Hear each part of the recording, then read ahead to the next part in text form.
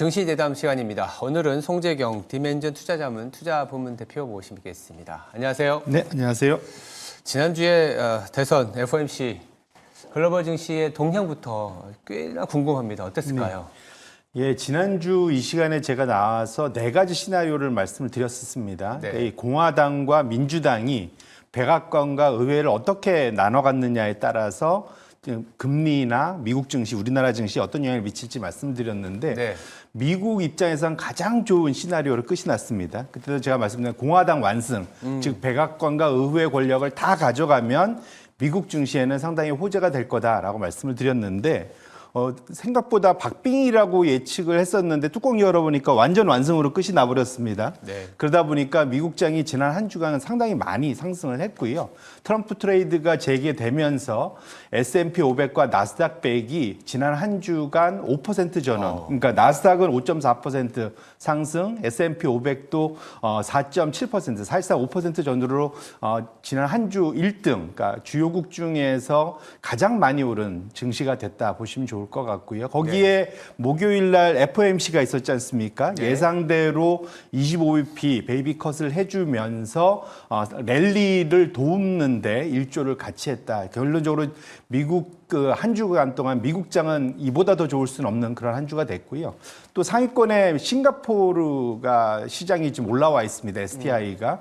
이건 제가 찾아보니까 우리나라도 그렇지만 은행주들이 실적이 워낙 좋잖아요. 지금 싱가포르는 그 상위 탑3가 다 이 그 금융주 은행입니다. 그러다 보니까 은행주 실적 좋으면서 미국에 버금가는 그런 실적 성과를 보였습니다. 반면에 우측으로 쭉 가보시면 결국은 트럼프 트레이드의 최대 피해 업종인 국가인 유럽들이 이제 대부분 포진을 하고 있다 보시면 좋을 것 같고 결국은 트럼프의 강력한 무역 그 마찰, 관세 인상 뭐 이런 우려 때문에 유럽이 전반적으로 하락하는 모습. 여기에 우리나라는 한 보합권 정도 나타냈는데 생각보다는 유럽에 좀 치우쳐진 그런 모습으로 나타나서 조금 그런 측면에서는 아쉬운 한 주였다. 이렇게 정리할 수 있을 것 같습니다.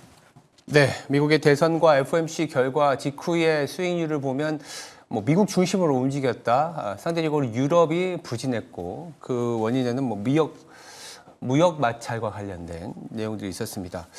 주가 지수도 그렇지만 환율 시장도 상당한 요동을 보였는데 어떤 스타일이었을까요? 예, 이게 이제 주막 아편이라고 강달러가 계속 지속됐다 이렇게 보셔야 될 것 같은데요. 결국은 앞서 본 대로 환율은 역시 예상대로 아까 실적이 안 좋았던 성과가 안 좋았던 지역의 환이 약세를 좀 강하게 보였다. 여기서는 우리가 좀 불명예인데 원화 약세가 주요국 중에 가장 강했다. 결국은 한국 원화가 지난 한 주간은 제일 좀 약세 1.달러 대비 이제 많이 올랐죠. 그러다 보니까 원화 약세가 좀 심했고 그 다음이 유럽입니다. 결국은 그 트럼프발 무역 압력 이런 것들이 강화될 것에 대한 우려 자체가 결국은 환에서도 그대로 나타난다 보시면 좋을 것 같고 그렇기 때문에 달러 지수 주요 국가의 그러한 그 상대 환율 그 종합인 달러 지수는 여전히 지난주에도 한 달간 일주일간 지속적으로 강세를 보였다 보시면 좋을 것 같고요. 반면에 통화 강세 쪽에 맨 왼쪽에 브라질 레알화가 상당히 강세를 보였습니다. 그거는 지난주에 브라질 중앙은행이 50bp 그러니까 금리 인상을 전반적으로 금리 인하는 와중에 금리 인상을 하면서 환율이 올랐기 때문에 이건 좀 특이한 케이스고 전반적으로 여전히 강달러 현상이 전 세계를 지배하고 있다 이렇게 보셔야 될 것 같습니다. 그렇군요. 달러화는 강해지고 미국 증시는 또 혼자 나홀로 강해지고 있는 상황입니다. 그렇다면 업종별로도 소위 말하는 트럼프 트레이딩이 어떻게 나타났을 것 같은데 대표적으로 어떤 업종이 강했나요? 결국은 앞서에서도 아나운서분이 테슬라 얘기를 상당히 또 많이 해주셨는데 결국 한 주간 딱 한 종목 꼽으라면 역시 테슬라였습니다. 테슬라. 역시 그 머스크의 해안이라고 해야 될 거예요. 배팅이라고 해야 될까요? 그것이 한 달 사이에 엄청나게 효과를 보았고 그것이 이제 테슬라 주가 급등으로 나타났고요. 한 주간만 놓고 보면 테슬라가 대략 거의 있는 그 경기 소비재 업종이 압도적인 그 상승률을 보이면서 업종이 한 주간 7.5%를 넘으면서 1등을 했고요. 그 다음 두 번째로는 또 트럼프 트레이드의 대표적으로 트럼프가 앞으로 열심히 밀어주겠다는 게 석유, 전통 에너지인 석유와 천연가스의 정도의 개발을 공격적으로 해주겠다, 풀어주겠다 했지 않습니까? 그러다 보니까 에너지 업종이 두 번째로 많이 올라갔습니다. 그다음에 이제 뭐 산업재 IT인데요. 결론적으로는 S&P 500을 압도한 것 중에 트럼프 트레이드가 가능한 업종이 대부분 상위 1, 2위를 차지했다는 측면에서 지난 한 주간은 미국이 결국은 트럼프 수혜주의 좋은 양호한 성과로 마무리됐다 이렇게 정리해 볼 수 있을 것 같습니다. 테슬라로 대표되는 이 경기 소비재 그리고 에너지, 전통화학 에너지 그리고 뭐 금융주, 금융 규제 완화 이런 영향이었을 것 같습니다. 테슬라가 뭐 한 주간 거의 30%의 급등을 보였는데 나머지 M7, M6는 좀 어땠는지도 궁금해요. 그것이 참 뭐랄까 이런 표현 좀 까리하다 그러죠. 아, 이게 M7이면 다 같이 가야 될 것 같은데 아까 앞에서도 봤지만 IT 업종이 나쁘진 않았지만 1등 상위권 아니었어요. 이제 그 이유가 가만 보면 M7 중에 테슬라가 한 주간 압도적이었습니다. 한 주간 거의 30% 맞아요. 가까이 올라가면서 테슬라가 월등히 올라섰고 원래는 이 M7 중에 소위 시가총액이 1조 달러 미만인 업종이 종목이 유일하게 테슬라 혼자였거든요. 그런데 지난주에 드디어 거의 30% 올라가면서 1조 달러 클럽에 다시 재가입을 하게 됐고요.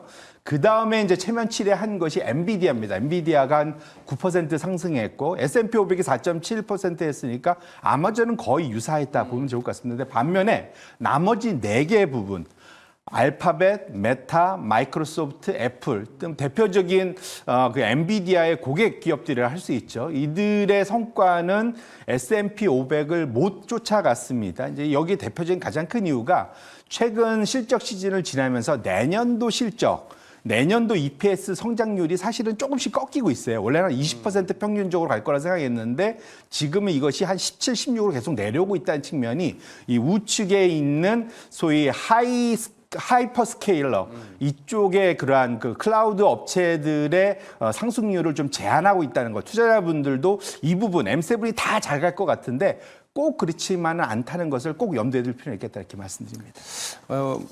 절대적 수익률로는 좀 오르긴 했지만 거의 테슬라가 끌어올린 거고 나머지는 여전히 AI나 성장에 대한 가이던스가 아직은 좀 시장을 환호시킬 만한 것은 아니다. 뭐 이렇게 보시면 될 것 같습니다.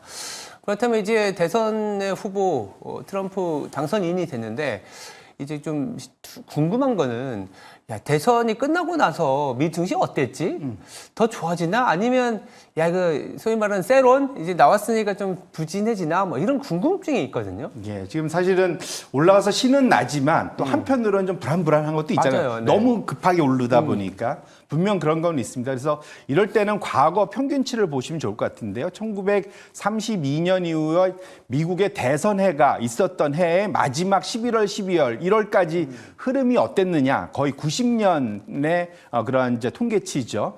보시면은 지금 점선이 두 개 있는데 하나는 대선이 7월인 일, 지난주 화요일이죠. 네. 그 다음에 우측에 취임일, 이건 1월 20일입니다. 결국은 지금 산타 랠리가 늘 있어 왔다라는 거고요. 특히 대선이 끝나고 나면 대부분 불확실성이 사라지죠. 특히 신임 대통령, 기존 대통령이 유지되는 게 아니라 신임으로 대통령. 이번에 트럼프가 신임인지 아닌지 애매하긴 한데 어쨌든 전 바이든하고는 대별이 되다 보니까 신임 대통령으로 봐도 될 것 같습니다. 그러다 보니까 지금 적어도 1월 20일까지는 랠리가 좀 지속될 가능성이 과거 평균에서 보인다 보셔야 될 것 같고요. 다만 실제로 취임한 이후부터는 이제 투자자들이 좀 더 냉정해질 겁니다. 그 새로운 신임 내각에 대한 평가, 새롭게 처음에 내놓는 새로운 법안들이 무엇이냐, 거기에 대한 평가 이런 것들이 이루어지면서 적어도 한 2, 3개월간은 상당히 이제 조정받는 그런 양상을 보이기 때문에 과거에 이러한 그런 계절성에 있어서 1월 취임일까지는 상승, 그 이후로는 조정, 국면 이것들을 투자자분들이 꼭 염두에 두시면서 플레이해 볼 필요가 있겠다 이렇게 말씀드립니다. 거의 100년의 데이터를 본다면 이 후보가 당선이 되고 나서 취임하기까지 뭐 한 3개월, 2개월 정도 되는데 그때와 공교롭게도 미국은 연말 쇼핑 시즌 그러다 보니까 산타 랠리와 함께 기대감이 좀 높아졌었다. 다만 이번에는 또 중고 신인 뭐 경력직이다 보니까 좀 불안하거나 변화의 가능성이 있지만 현재 데이터로서는 그렇다 정도로 챙겨 보시면 될 것 같습니다. 그리고 이제 지난주 후반에 좀 이슈가 있었어요. 다우 지수에서 인텔과 엔비디아의 소위 말하는 교체 종목이 있었습니다. 이런 부분들이 좀 뭐랄까 재밌다고 해야 되나요? 다우 이 편출입이 되고 나서의 이 그 종목 간의 수익률 뭐랄까 누가 승리였는지 뭐 아니면 루저였는지 어떻게 되나요? 이게 참 뭐랄까요? 그러니까 세상의 아이러니라고 할 수도 있는데 일단 다우 30이란 거는 상당히 명예의 전당 같은 거잖아요. 미국 내에서도 S&P 500도 명예의 정당인데 다우 30이면 미국의 최대 블루칩들의 집합소죠. 30개 종목 안에 들어간다니까 대단한 건데 흥미로운 것은 다우에 편입된 종목과 편출된 종목. 왜냐하면 30개다 보니까 하나가 들어가려면 하나가 나와야 됩니다. 그래서 발표된 게 엔비디아가 새롭게 들어가고 인텔이 나오는, 그래서 지난 한 50년, 30년 미국 기술주의 큰 판도 변화가 이제 나타난 건데, 아이러니하게도 편입이 되고 난 이후에 사실은 한 1년간, 3년간, 5년간 보면 편출된 종목이 항상 더 좋고, 늘 대체로 편입된 1년간은 일종의 징크스, 신입 프로 징크스라고 해야 될까요? 편입되고 1년간은 마이너스를 보였다는 것이 지난 한 30년, 50년간의 통계 데이터에서 나타난다. 이렇게 보시면 좋을 것 같습니다. 결론적으로 이번에 이게 다우, 이걸 일컬어서 다우의 저주라고까지 하는데요. 결론적으로는 지금 왕관을 쓰긴 썼는데 그러고 나서는 힘이 좀 많이 빠지는 모습을 보이기 때문에 엔비디아 투자자들 입장에서는 꼭 한번 관심을 가져봐야 할 만한 현상이다. 이렇게 보셔야 될 것 같습니다. 의외로 편출된 종목이 수익률이 좋았다. 그렇다면 우리 가까운 사례가 좀 있었잖아요. 애플 같은 경우도 있었고 그때도 이랬나요? 이게 우리 M7 안에 지금도 현존하고 있는 제일 잘 나가는 워렌 버핏이 가장 오랫동안 많이 투자했던 네. 애플인데, 애플이 지난 2015년에 다우 30에 신규 편입되면서 미국의 대표적인 전통 통신주인 AT&T, 우리 따르면 KT 같은 종목입니다. 이 둘이 맞바꾸면서 이 다우의 저주가 그대로 나타났습니다. 1년 동안 2015년 3월 이후에 AT&T는 11% 오히려 편출된 후에 많이 올랐고요. 애플은 반면에 그 이후에 20% 이상 빠졌습니다. 격차가 한 35% 차이가 났거든요. 결론적으로는 저때 애플을 투자자들은 다우 30에 진입했다고 엄청 좋아했을 텐데 그 이후 1년간의 성과는 상당히 부진했다는 것을 우리 투자자분들이 좀 명심할 필요가 있겠다, 이렇게 말씀드립니다. 우리가 흔히 MSCI 코리아에 편입된 종목, 편출된 종목, 편입되기 전에 미리 좀 주가가 오르고 나서 조금 부진해지는 거하고도 좀 결이 같다라고 볼 수 있는데, 그렇다면 얼마 안 됐지만 그 엔비디아하고 인텔의 수익률 다우에서 빠지고 들어갔을 때 이 과거의 징크스 따라가고 있나요? 참 이게 다행히 둘 다 오르긴 했지만 네. 그 징크스의 효과는 그대로 나타나는 것 같은 현상이 벌어지고 있습니다. 네. 이게 이 11월 8일 지난주 금요일 날 지수에 편입은 됐는데 발표는 11월 1일에 됐어요. 그래서 11월 1일부터를 보면 편출이 된 인텔의 상승률이 엔비디아의 상승률을 훨씬 웃도는 모습이 지난 한 20일간 그대로 나타나고 있다 보셔야 될 것 같고요. 결론적으로는 확실히 편출되면서 워낙 낙폭과대가 있기 때문에 편입되는 건 그 사이 이미 많이 올랐고, 결론적으로는 오히려 편출된 종목에 투자 아이디어를 얻는 역발상의 그런 투자자분들도 꼭 한번 관심 있게 지켜볼 필요가 있겠다. 지금부터는 엔비디아보다는 인텔에 관심을 더 가지실 필요가 있겠다, 이렇게 말씀드립니다. 네, 재미난 현상입니다. 편입된 종목들이 오히려 편입 이후에는 일정 기간 편출된 종목보다 수익률이 좀 부진했다. 이번에 따지면 인텔과 엔비디아의 케이스라고 볼 수 있겠습니다. 네, 지금까지 송재경 디멘전 투자자문 투자부문 대표였습니다. 말씀 감사합니다. 네, 고맙습니다. 네, 앵커 브리핑입니다. 미 증시는 지난 한 주 화려했습니다. 트럼프 랠리가 지속이 되면서 금융주와 방산 등 전통적인 트럼프 수혜주들의 상승률이 뜨거웠습니다. 특히 테슬라 30% 가까이 급등을 보여줬는데요. 이런 상황에서 환율 시장에서도 오히려 트럼프 후보가 대통령이 되고 나서 약해지는 게 아니라 달러화가 강해졌습니다. 무역 마찰에 대한 불안감, 재정 지출에 대한 기대감이 동반 작용했기 때문인데, 여기에 또 지난주 후반에는 소비자 심리 지수가 개선이 되면서 연말 소비 지출에 대한 미국 경제의 자신감도 부각이 됐습니다. 미국은 참 너무나 좋은 상황입니다. 반대로 지난 주말에 뉴스에서도 보셨겠지만 중국이 상무위가 끝나고 나서 일정 부분 정책을 발표는 했습니다. 그러나 지방정부 부채 축소 정도 그리고 구체적인 재정 적자 규모를 미제시하면서 조금은 실망스럽다라는 얘기들이 나오고 있습니다. 간밤에 위안화도 달러 대비 약세를 보였고 이로 인해서 원달러도 조금은 더 약세 1,400원을 다시 트라이하고 있습니다.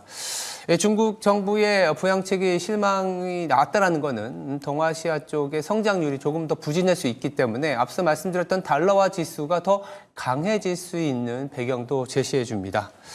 이번 주는 주요 지표와 실적이 많습니다. 특히나 미국의 물가 지표가 나오고 주 후반에는 파월 연준 의장의 연설이 있습니다. 통화정책에 대한 고민과 기대가 교차하는 주간인데 특히나 실적도 많이 나옵니다. 그러나 미국 실적은요, 예상치를 대부분 70% 이상 상회를 하는데 한국 같은 경우에는 지금 30% 이상 어닝 쇼크 종목들이 나오고 있습니다. 그만큼 매크로 상황에서도 국내 증시의 힘이 어려운데 종목 선정에서도 여기저기 지뢰밭이 놓여 있는 상황입니다. 당분간은 방향 잡기가 어려운 상황이어서 미국 중심의 수출 내지는 이제 수주 산업 중심으로만 접근을 해야 되는 그런 국면인 듯합니다. 지금까지 앵커 브리핑이었습니다. 오늘 하루도 성투하시기 바랍니다. 감사합니다.